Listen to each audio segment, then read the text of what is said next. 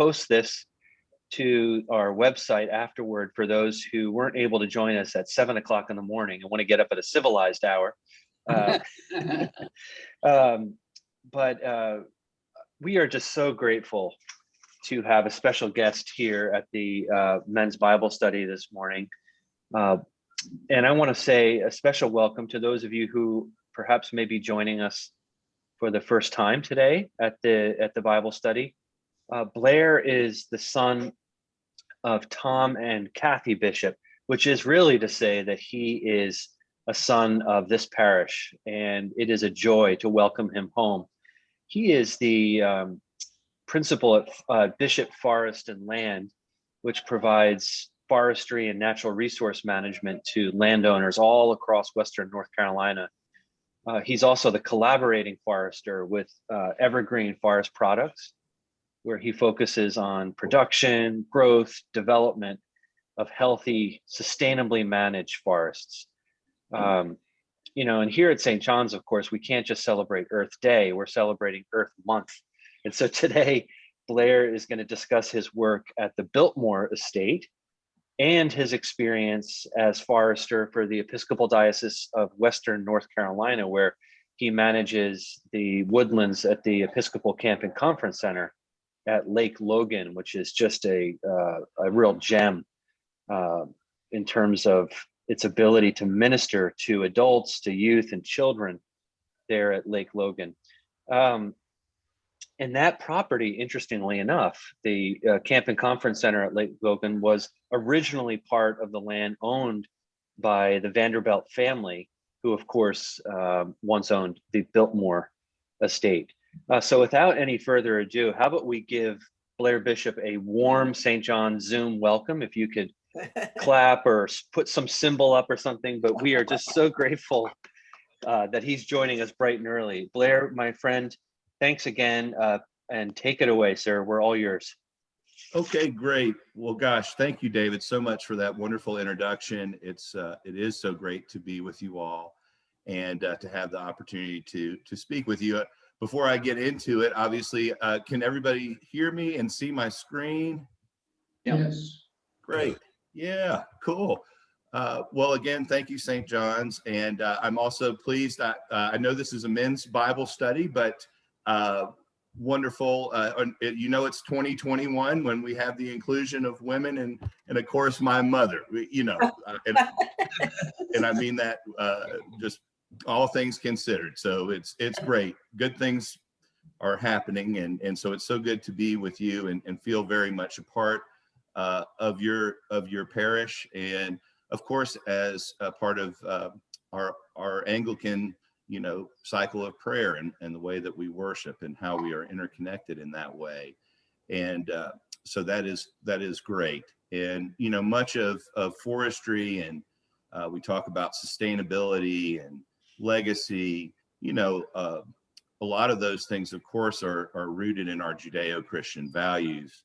And of course, they're rooted in many other religions as well. But certainly here, it does come forth when we talk about the history of forestry, but the use of God's creation and the wise use of it and the management of it. And so I'll keep it brief. I think I've got about 30 minutes at the most, but if I go under, that will be clear. If I go over, well, just stop me. And at the end, I'm just going to try to figure out how to get my PowerPoint to expand here.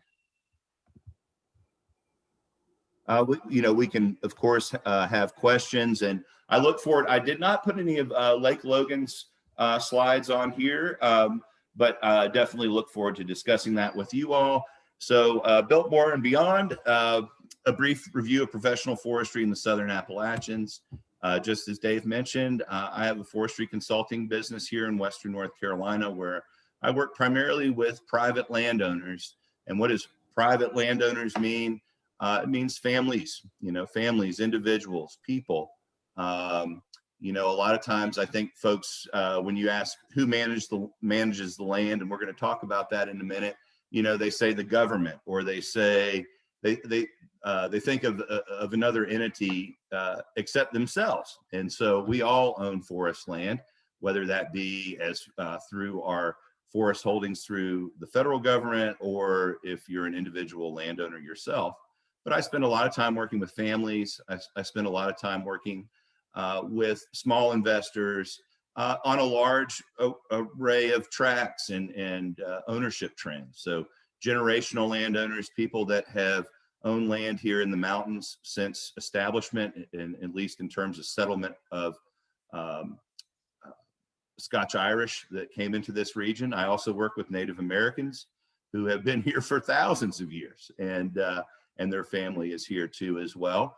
And then folks that are just getting into the mix, you know, from Florida, you know, from South Florida or wherever, you know, but they're coming here too. And so land ownership, of course, changes, and we'll see those trends a little bit here today too as well. And so we'll look at a little bit of that. We're going to talk a little bit about the climate, land ownership, and then moving into kind of the management of these lands, and then a little case study or just a quick blip of what I'm currently working on at the Biltmore Estate, which is one of my clients as well, that fits into that demographic that we're just talking about. The family-owned forest, a pretty large house, but still the same concept. So I'll keep it brief. We're going to go over, I've got several little maps, but as our little outline starts to talk about initially, it says we're going to talk about the environment and climate and some other factors that obviously make the Southern Appalachians just an amazing place. And the Appalachian chain itself, specifically, we're focusing on Western North Carolina. And I know, gosh, we're already looking at physiographic regions and provinces, but we'll start a little bit with the geology and some of the abiotic factors, the climate, the environment, the soils, and then look into how that shapes the forests and the natural communities that we find here. But I think a lot of folks in the group, I would imagine, and we could get a show of hands, but have likely been through this region or visited or had extended time here. And if you haven't, I would encourage you to do that. The Great Smoky Mountains National Park obviously is located just right here within Western North Carolina, or the portion of the North Carolina side is. So that brings a lot of visitors to this area. It's the #1 most visited national park in America. And so that brings a lot of people to Western North Carolina to, you know, experience the climate and the environment. So, you know, that's where we're located. We're in the Blue Ridge province, what they would call in terms of this mountain chain. The Southern Appalachians contain the highest peaks of all the Appalachians.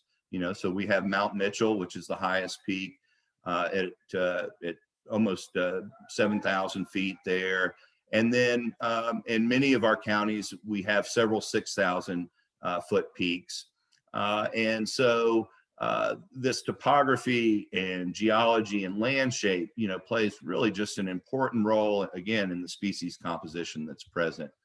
A lot of metamorphic rock. So, you know, we're talking old, right? Everybody, when they think sometimes about the Appalachians, they hear, oh, well, this used to be the Mount Everest, you know, of North America. And at one time that was the case.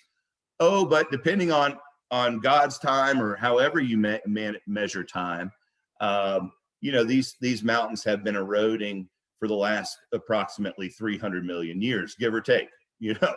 So that's what's been going on here, but that creates well-drained soils. We have, you know, a lot of good macro and micronutrient availability in some areas. Other areas, the native acidity of our soils is such that nutrients leach freely. So water movement occurs quickly through these soils as well. And so therefore, we're fortunate to have a lot of water, and we'll start looking a little bit more at these factors. But again, our geology, a lot of metamorphized rock that creates the soils that we have here. So we have micas and clays. We also have high organic matter in our soils. Just in case, again, you didn't realize, we're in the mountains. It's steep up here. And so this just helps you kind of understand the terrain. Everything above here is above 50% slope. I think there on T-ville Road, when you're climbing up the hill, you might hit 6%, 7%. So steep. That's another factor that plays into erosion, water transportation from these sites, and storage, etc. Slope as well as aspect, the way that mountains face, and also elevation is another big important factor here in this region. And so, we have peaks again up to 6,000 feet. And then what's unique in some parts, when you drop off the mountains and you get into the foothills, you'll get into elevations of 500 feet. And in fact, in our county here, this is Haywood County. It's really unique, but this is part of the Oconee Escarpment here in Tennessee. And this used to be a large inland sea that came in here. This is as you fall into the what they call Pigeon Forge, or in that Pigeon Forge Valley. But in our county here in Haywood County, there's a little portion of it that is literally, it's almost less than 1,000 feet. So we have sweet gum there. We have other species that you might find in the Piedmont of Georgia. And so this combination of soils, of aspect, elevation, creates, as we know, just this wide biodiversity, many different forest types that you would find in New England or in Canada. Again, forest types that you might find further in the Piedmont of Georgia. And so, and then also the remnants, as we were talking about geologically, of the last ice age, also play a factor in this region, in that about 18,000 years ago, while we didn't have glacial activity here, we did have the Wisconsin Glacier that came down, and it cooled this area. And so that's where you find spruce and fir. And so those are remnants of the past, the remnants of that history that is still present in these islands up on top of these mountains. So a very dynamic environment, a harsh environment, and a wet one too, depending on where you are. But again, a lot of dichotomy, so here you're looking at precipitation levels. Oh no, maybe I think I can edit this on the fly. Oh no, there we go. Oh, I can't. Well, that's okay. Not a problem. But so here it just shows general precipitation ranges. What you'll note around here where it's dark brown and tan. So this is what we call the Asheville Basin. This is also the French Broad River Basin. And this is actually an exceedingly dry area. It's dry as further that you would see east. In fact, it's atypically dry because all these moist mountain air and weather come across here and then dry out across this wide basin. And later, when we start talking about the Biltmore Estate, we'll be looking, particularly at Asheville. And that's notable in that they're only getting, at times 38 inches of rainfall a year. Whereas you go down here to Transylvania County, and many of you have visited Pisgah Forest, and you've been to Looking Glass Rock. You can see Lake Toxaway, pops up there. They're getting almost at times 100 inches of rainfall a year. So when you're talking about plant growth, when you're talking about availability of water and nutrients and resources to foster that, you can see that we have kind of a wide dichotomy where we have literally a temperate rainforest and portions, and then in fact a very almost arid, ericaceous kind of dry climate, here in the French Broad River Basin. So it creates, again, just a great diversity to manage and the like. And I'll keep moving on here. Just some daily temperatures. Again, we're in the mountains. It's cold. It gets cold in the winter, and the climate changes pretty drastically too. So we have wild climate fluctuations, particularly as we see, global climate change occurring. We're finding, greater weather severity. We're finding typically less colder winters, although we had a pretty chilly one this time, and more wet temperatures with, wet precipitation events that are not snow related. But this gives you kind of an idea of the range of climate that we're working at. And just notice that too, in some areas stay cold a majority of the year. And then other areas obviously really have quite a dichotomy in range of annual temperature. So again, you know, thinking about currently what we're going through in spring with these starting out at, you know, I don't know what you all started out this morning. We were at about 50 degrees. But today, you know, we'll probably fluctuate and go at least 25 degrees higher. So that affects growing conditions too as well. And so all said and done, all those abiotic factors and these conditions, of course, have shaped the environment that we know. The mountains, again, have montane oak hickory stands, diverse bottomland hardwood stands. We talked about the spruce fir, and these are just some general images. I put the photo credits at the end of the presentation. Here we also have fire adapted communities as well. So that is also common in the Southern Appalachians too, and a history of fire that has also helped shape this landscape.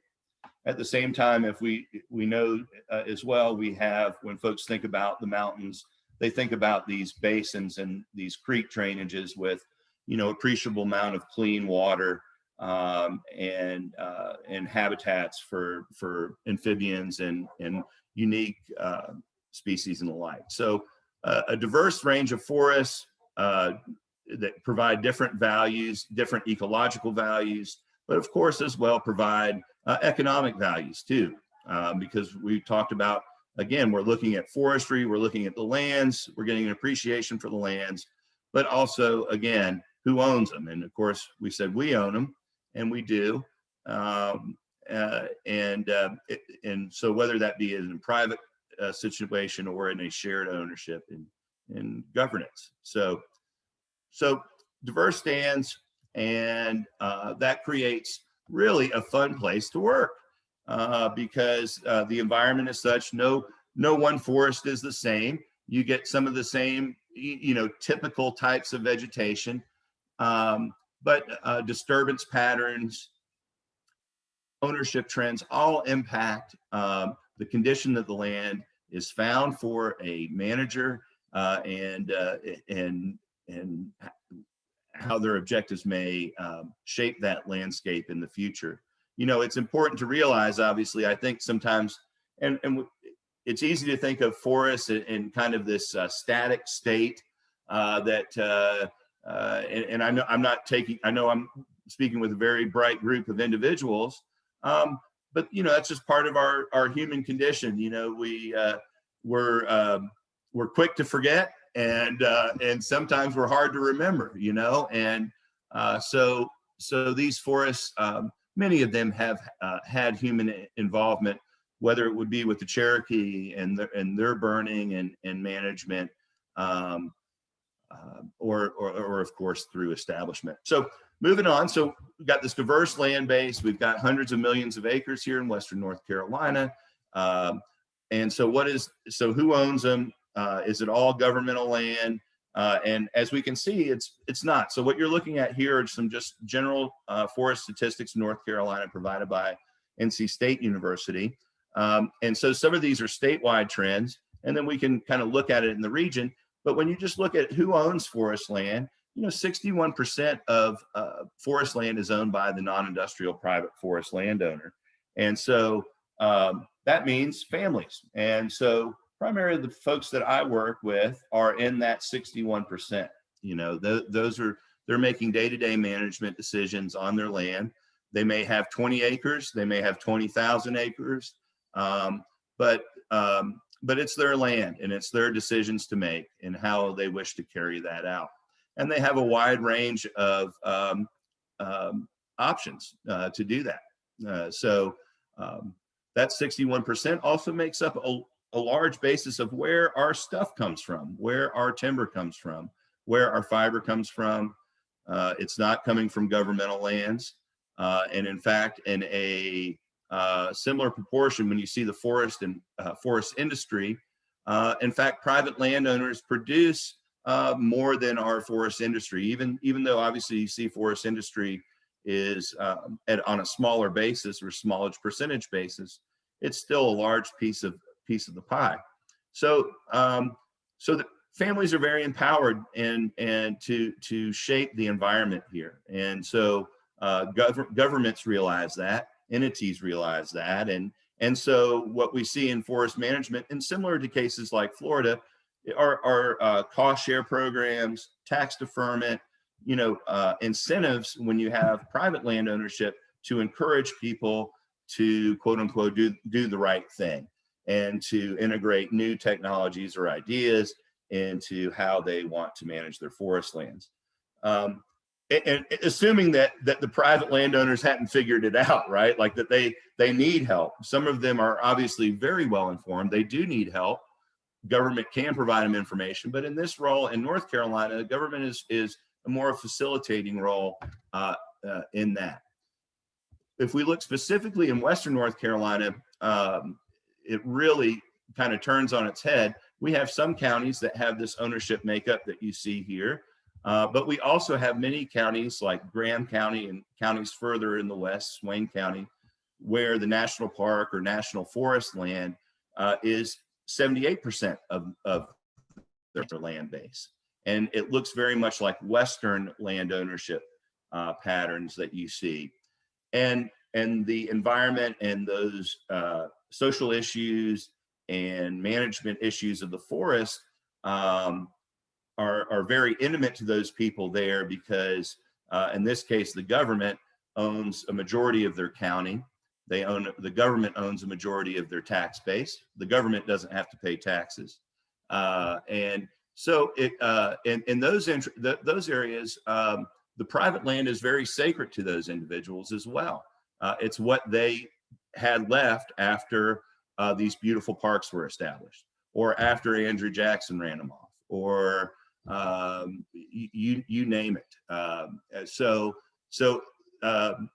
those feelings and those emotions of land ownership are strong, and they play again just a tremendously important role from where stuff comes from and our connection to this. A lot of times folks think, well, trees come from industry lands, everything else is managed by the government. Again, there's some we have these misconceptions at times, I think, that are probably good to think about a little bit differently. And so these ownership trends, private landowners, you can see here too, just kind of our current conditions. Some of these statistics are a little bit old. The forest statistics come out every 10 years. But these are just what you can see here are age classifications of our ages of timber stands that we have in general. And then both between hardwoods and softwoods, and then kind of rotation ages and by volume, right? So what you should be excited to see between 1974 and 2013, at least from this, is we've got more trees and we're growing more and more trees, and the trees are getting even older and they're getting bigger. And the same true is here. And you'll also notice even outlier populations where this might be old growth forests or forests of other conditions. So very much when we think about sustainability, we like to think we're doing a good job. And we'll talk about, well, heck, where did all these numbers come from anyway? This comes from the NC Forest Service, who keeps track of this data and inventories the statewide to provide forest managers and private industry an idea of exactly, yes, what are our growths and removals? What does that look like across the state? Because if I'm managing for a specific landowner, and if I'm managing for them, it's easy to put the blinders on. And so we know too, though, obviously, we need to think about this resource base at a larger scale, at 60,000 feet, 130,000 feet, all that to really know. So the biggest thing is private people own the land. We're growing more than we're cutting, exceedingly. It's a big part of our economy. We know it also has direct and indirect values. So here we see those direct values. Clean air, clean water is critical. Trees again, we presume that might be one of the major answers to or slowing the warming of our climate. So so good things there. Those are good numbers. We like to see that. So, so I'm going to skip around. I've talked a little bit, and I'll go back to that introduction. And it's a little choppy this morning. I put this together pretty quickly yesterday evening, and not because it's because I was delaying it, because of all the other things that life brings along, which you all can appreciate. But the idea of the flow here is, again, as our appreciation of these forest ecosystems, the diversity of the plant life, knowing who owns these lands.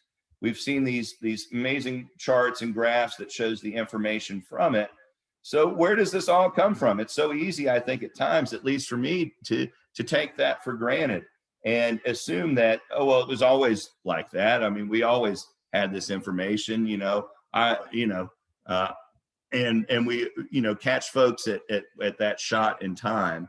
But, it really started in this region not that long ago. And where we started to take the physical sciences and starting to build this applied science of forestry. And so this region, so a lot of this that you're seeing and the data that we derived all came through this place, Western North Carolina. If you wanted to be somewhat specific, Asheville is really was part of that. In that a man named George Vanderbilt moved into this region, and of course we know the Vanderbilts obviously were a very successful railroad company, industrialists, in the 1800s, and then turn of the century into the 1900s, and of course are still established. They're just like everything, their interests are more diffuse, more and more children, so things are more diffuse in nature. But one time the Vanderbilts, I think pretty much owned every railroad, or certainly tried to, and so very progressive in their thinking.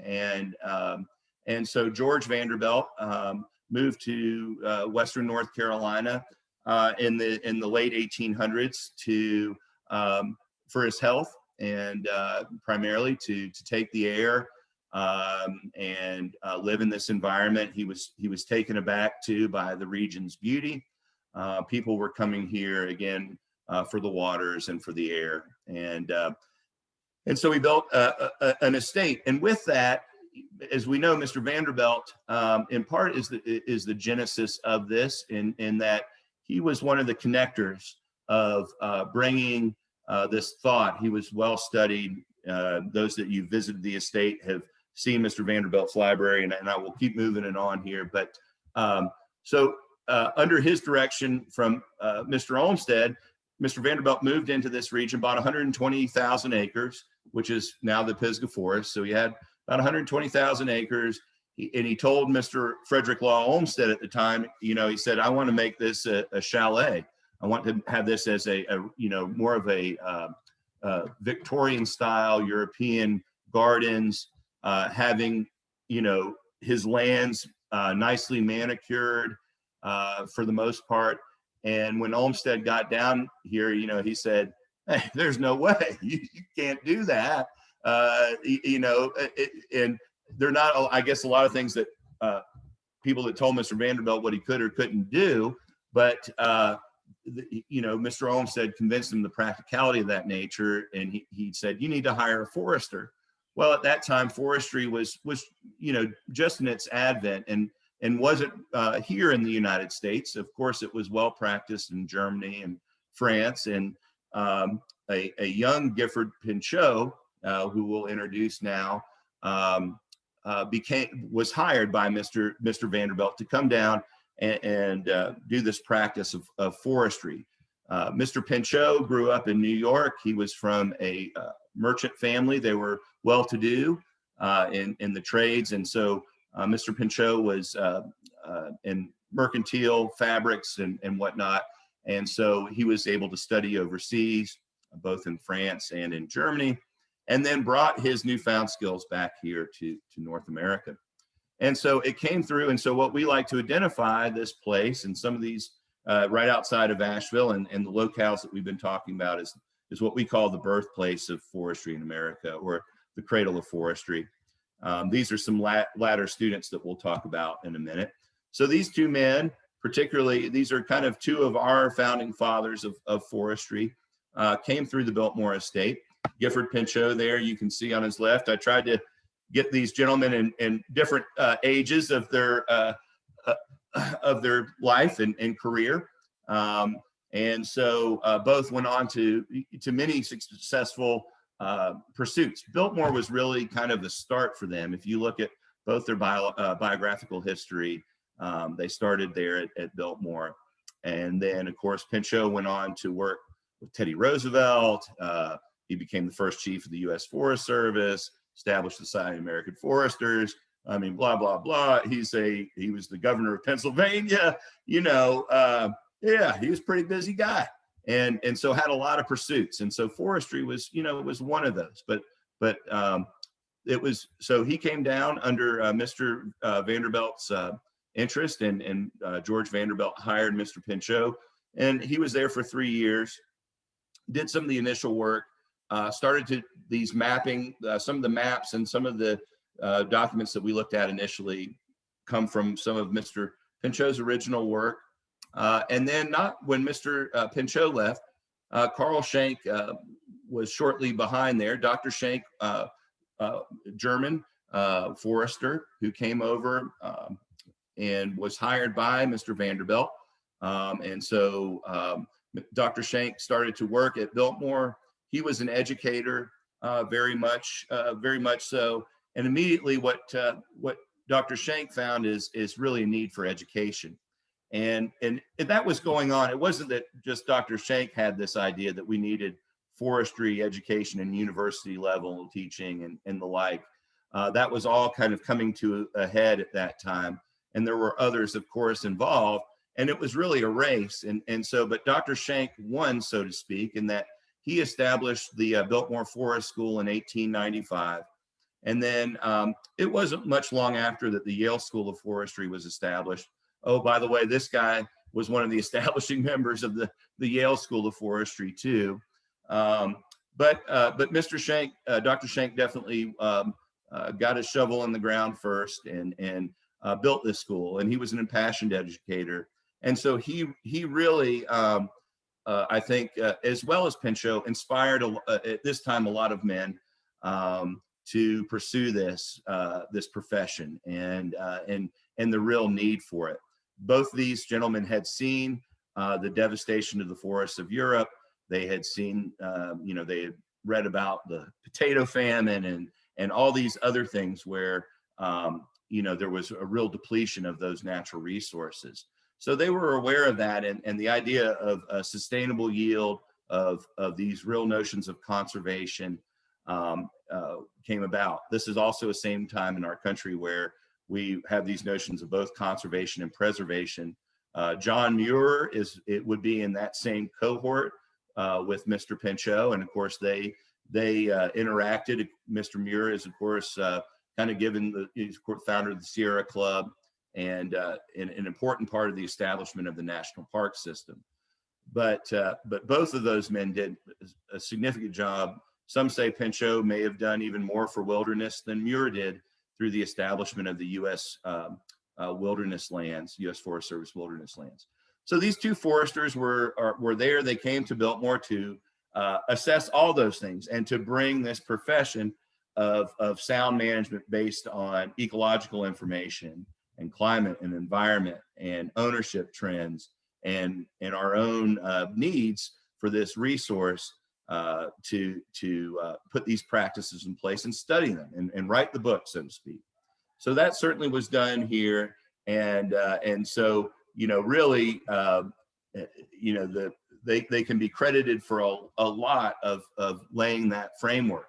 Of course, life moves on. I liked it, as we know, and this is still very much the cradle of forestry, the birthplace of forestry in America, but forestry has grown and we don't hang around the crib as much anymore. And in fact, students that graduate from forestry schools, they learn about it, the history too, but it's getting a little bit in the past. So so we move on, and that's important that we realize that too. So of course, this isn't the end all be all.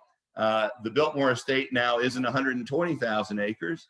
It's 8,000 acres. And so things change, but it is still such a great place. And the mission widely of the estate, though, has not. And so I think that's always, important to realize is, and forestry is a part of that, is that, really it's if you ask Dr. Shank and Mr. Pinchot, it's not about them. Of course, they had an ego, and of course, they had their interests and their professional drives and pursuits, but they had, definitely a long view, and that still goes on today. And so, but that long view's expanded, and so sometimes our memory can expand to, if we can forget things. Or we can forget more than we know. I've learned that expression. He's forgot more than he knew. I said, whoa, okay. So, okay, I'm moving on. So here we are, flash forward. This is Bill Cecil Jr. So this is the great grandson of George Vanderbilt.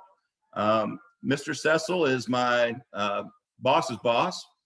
Or no, he's my boss's boss.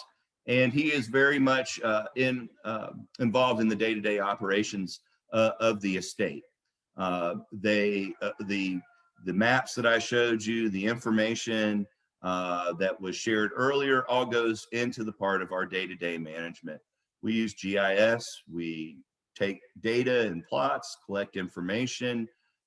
We are concerned about invasive pests and pathogens, and are trying to move ahead in promoting new forestry techniques, and that will continue to foster, the species and that we see in this region, and foster the longevity of our forest lands in perpetuity. And so, I've had the great. There have been other foresters along the way that have been hired on. I feel good that right now I'm at 3 years at the Biltmore Estate, so I think I've made Pinchot's cut, at least. Not saying I'm comparing. I just made that cut, so there you go. So I've been there 3 years now, and I've really enjoyed that. So our mission there is to continue to preserve, the preservation of Biltmore as a privately owned, profitable working estate. And of course, the timber is not the number one profit these days. Tourism is a big factor of that, and there are 4-star hotels.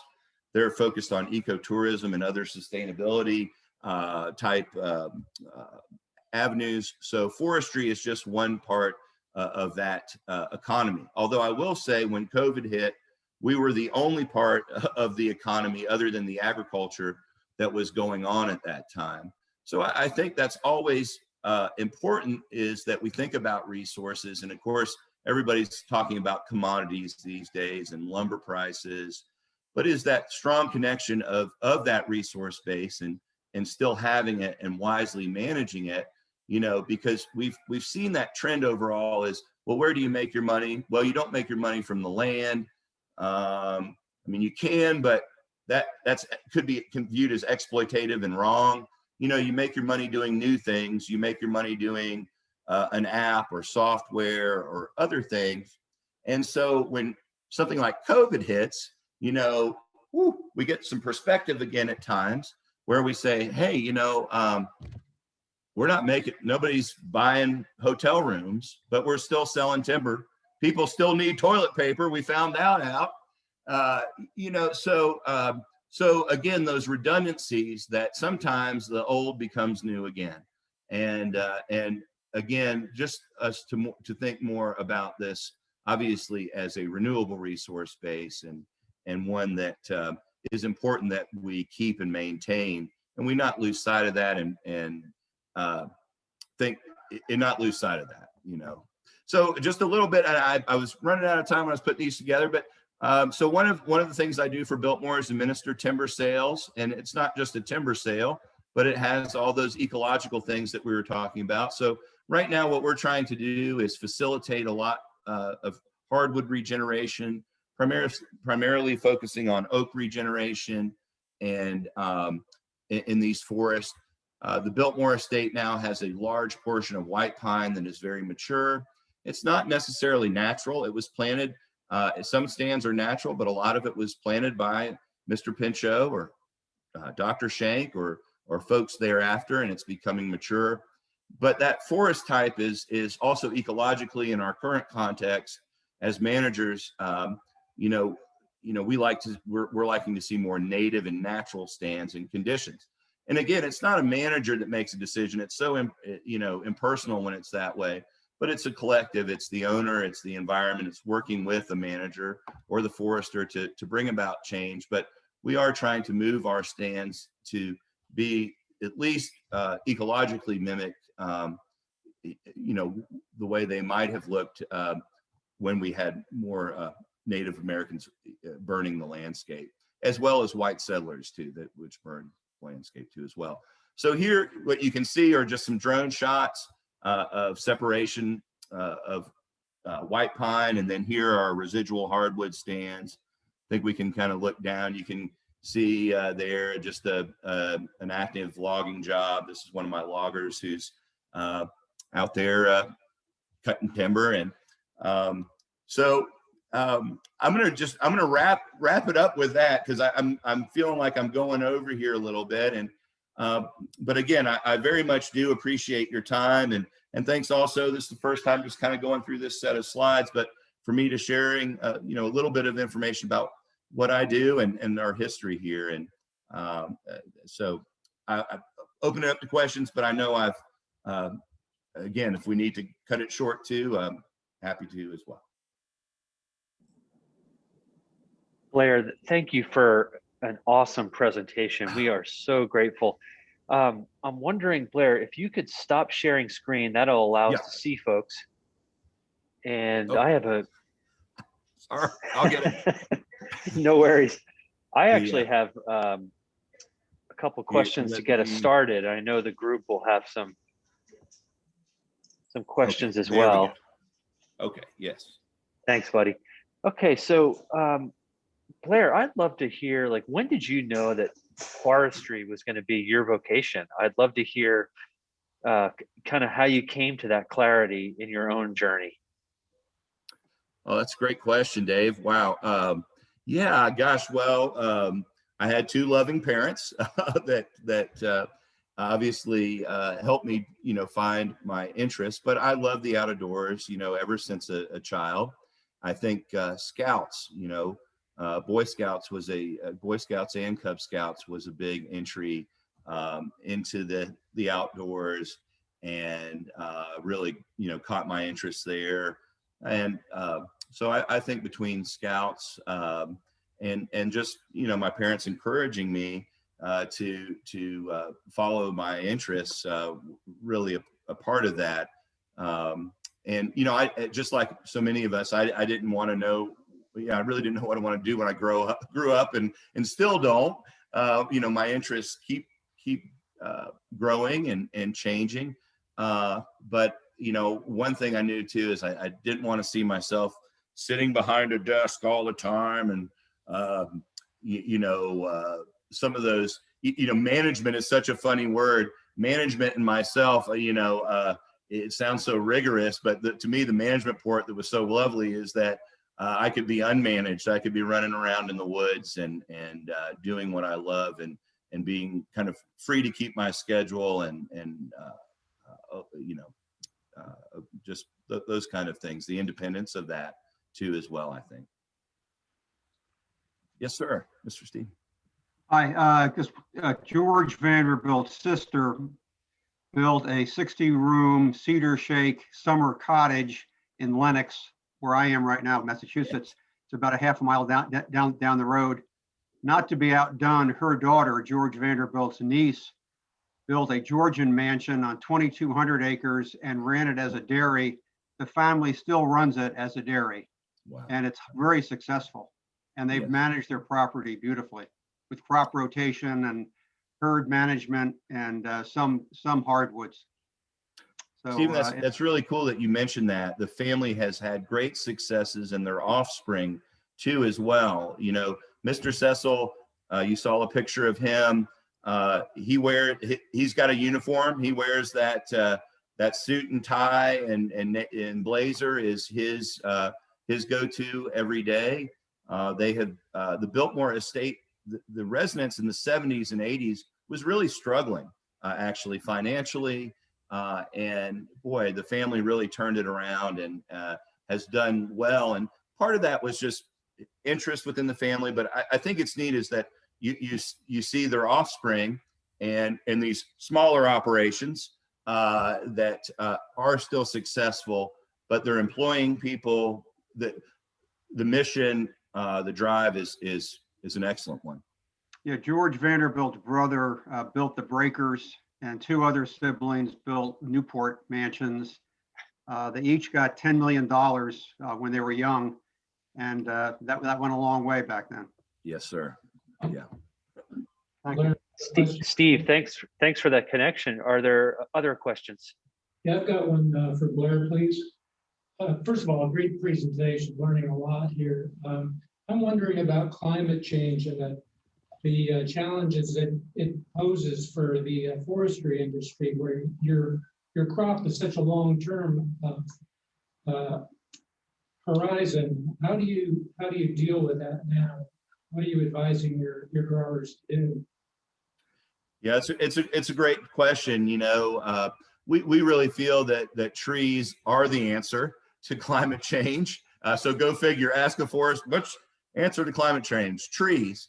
But we really, and I know that sounds tongue in cheek, but just recently in Science, the Journal of Science, and I can't think of the researcher's name, but one of the most, and I know it sounds, it still sounds far-fetched, but one of the most realistic goals or ways that we can at least beat the 2050 cooling trend, or to promote cooling trends, to beat the 2050 warm up that is projected, or at least what most of the models use, are planting trees. And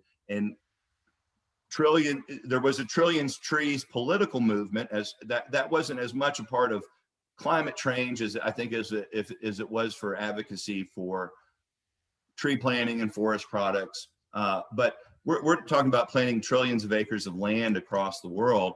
But that has shown in modeling, and we can model that soundly. You know, there are a lot when you start talking about carbon sequestration, and boy, it gets pretty nebulous, and so you really start to gravitate to kind of the old keep it simple, stupid. You know, well, what can you do? Well, you can plant 1 trillion acres. Well, that's still hard to do, but you can plant 1 trillion acres. And the hard part about that is just, well, is it afforestation? Are they deserts? Are they mountaintops? And so, yeah, right. We have to know the environments that we're working in. In general, what we're seeing right now is just overall conditions here have been good for growing trees, but in parts of the West, so climate change is regional. It's impacting different areas differently. And we're also seeing there, multivariate factors that are coming to play.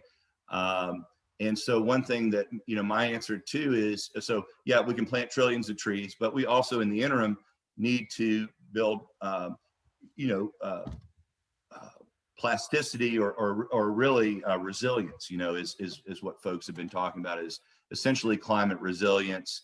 And so part of that is by managing our forest lands. And there's been a lot more politics of recent, particularly with fires in the West and in California and Colorado, where, is a case study of all different factors, not playing a political side, but between the environmental movement, industrialization, and so essentially what is called control, which I'm learning more about. Sometimes it has absolutely nothing to do about the resource base, but it's about who controls it. And those political factors have definitely impacted the environment that we're now working with. So I think another big part of that is hopefully trying, and that's one thing as foresters that we're focused on, is to use science and other things that guide us, and to keep the politics out of it. But there's a need for a lot of vegetation management right now, a need for a lot of thinning, a lot of cultural practices that, I would say in the 80s and 90s, and then in the early 2000s were to a certain extent demonized because they were done the wrong way too. So there was a track record of also not being done well. And so you had injunctions and other things like that. And so nothing wound up, I say something happened, but it wasn't much. And so regardless, that's all a choice. We make those decisions. We do all of this within public, we said, who owns the forest? Well, inevitably, in one way or another, we all do, because, we live amongst it, and we reap and sow our rewards from it. Thank you. Thank you so much, Blair. Betty, I think you had started or Phil, I'm not sure if that's Betty or Phil Ashler, but I think you had started a question in the chat. So you can always come off mute if you want to ask something. But I also wanted to extend an invitation to anyone else in the group, whether they're in Colleen Hall or on Zoom. Any additional questions or comments for Blair? Blair, I was wondering, how is Western North Carolina? We have a place up around Cataloochee.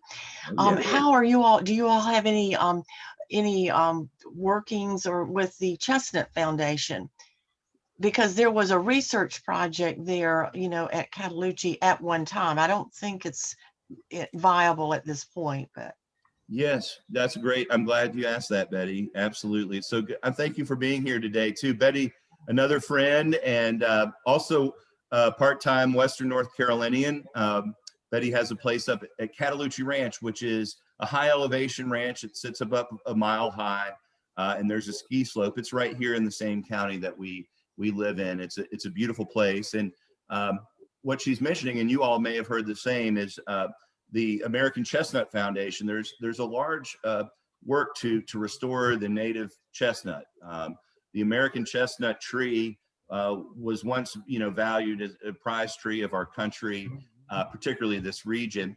And it was 33% of our forest canopy here, and it's gone. You can still see its remnants, but it's subject to an invasive pathogen.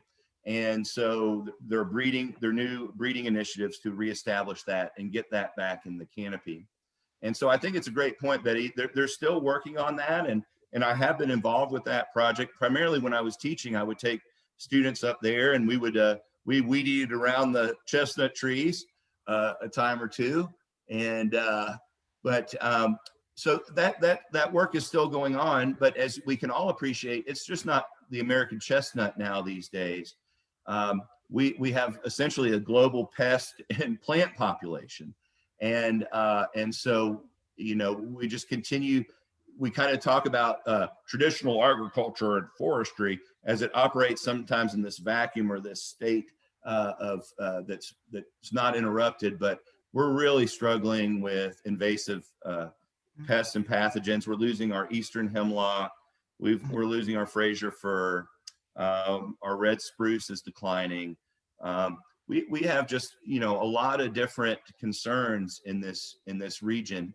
And whether or not we're really in control of all, we're not in control of all of it. We brought it over here, but so those are challenges ahead. And so of what the forest will look like, but hopefully the chestnut will make it back.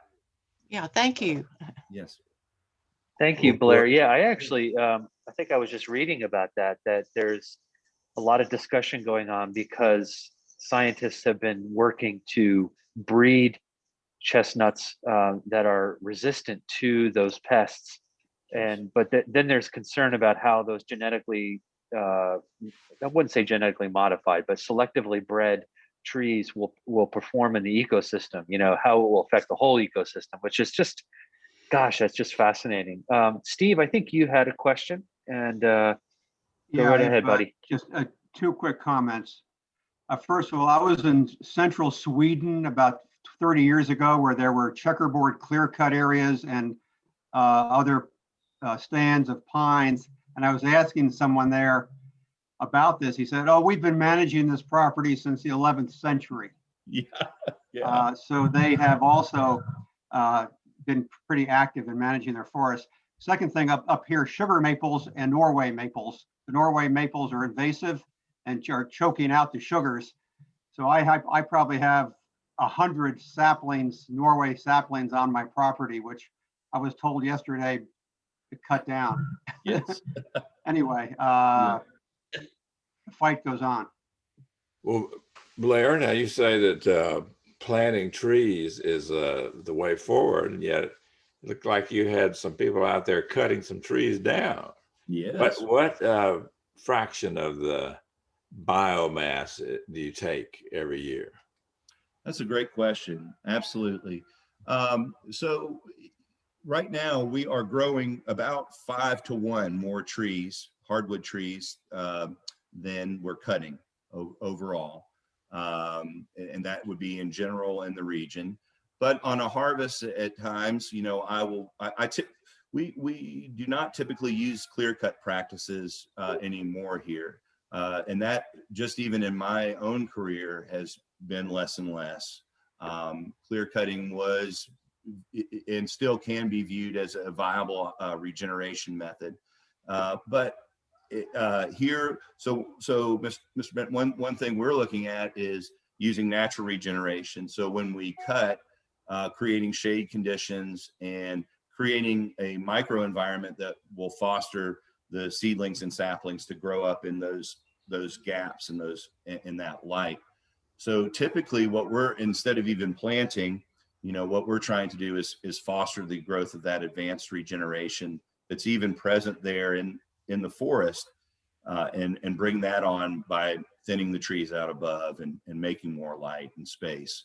But that's is always a concern, or those sustainability aspects, you know, and sometimes you'll see, and again, and then at some scale, we see those patch clear cuts, and then it's hard for us to see a thin forest or managed differently, but then also kind of knowing collectively that we're, to a certain extent, averaging that out across our land base, at least from the accounting standpoint, I think is, can help kind of ease one's mind that it's not, you know, when we see localized things at times, it can be concerning too. But so fostering advanced regeneration, of course, we still are planting some, but it is important. You know, I at least want to typically retain a third of the canopy trees that I have in the forest, and to ensure that I also have seed source and other ecological values for the future. Blair, thank you. Go ahead, Bob. I'm just going to ask how long it takes for an oak tree to grow to the size you want to harvest it. Very long. Yes, at least 100 years, really. You know, we were looking at that bell-shaped curve there about hardwood rotations. We have many stands that are now multi-age or multi-cohort stands. So they're uneven aged in nature. So we'll have trees that are 125 years old, or typically the turn of the last century is kind of our largest disturbance that we had most recently. So late 1800s. But then what's interesting is you find ages and entries in these forests, baby boom after World War II, a lot of activity in our forest lands again, lots of harvesting. So what's interesting too is the land use and the age composition of these trees follows a lot of our human events, you know, in terms of war and economy, and so the landscape shows that too as well. So I think the good thing is, one thing I do is I leave old trees too. So I will leave remnant oaks. I hate cutting white oaks, even though we need white oak as well. But white oak takes a particularly long time to grow.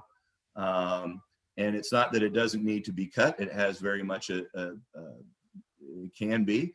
But at the same time, boy, when you do take a white oak, you know, you do it with a lot of consideration and thought, because, you know, it's just, takes a long time, and they're such an ecologically important tree. But folks like whiskey. Oh, I mean, did I say that? That's terrible.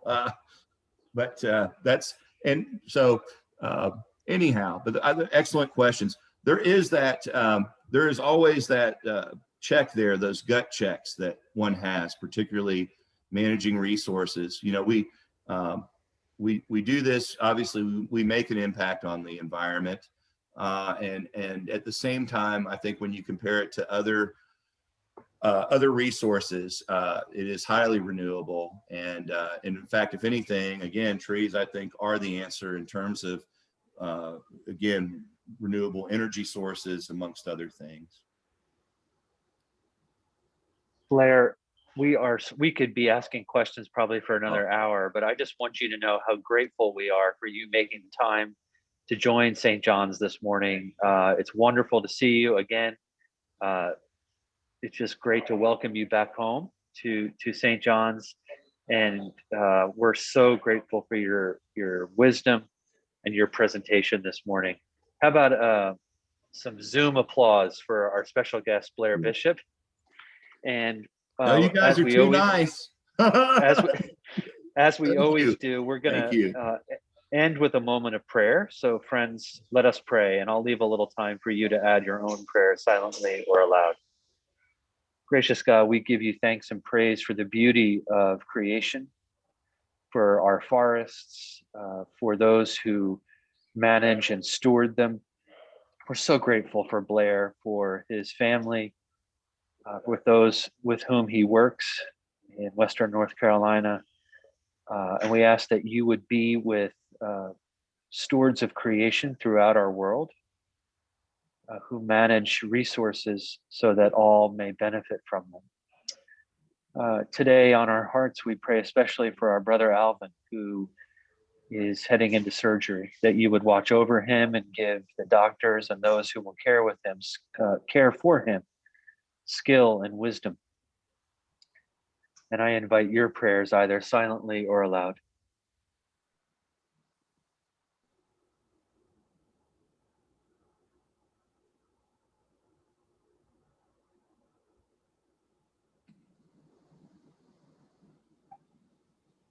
The grace of our Lord Jesus Christ and the love of God and the fellowship of the Holy Spirit be with us all evermore. Amen. Amen. Have a wonderful day, everyone. And Blair, thank you again for a great presentation. Okay, guys, thank you so much. Thank you for the opportunity. I really do appreciate it. It means a lot. Bless you all. Have a great day, everyone. See you guys. That's good.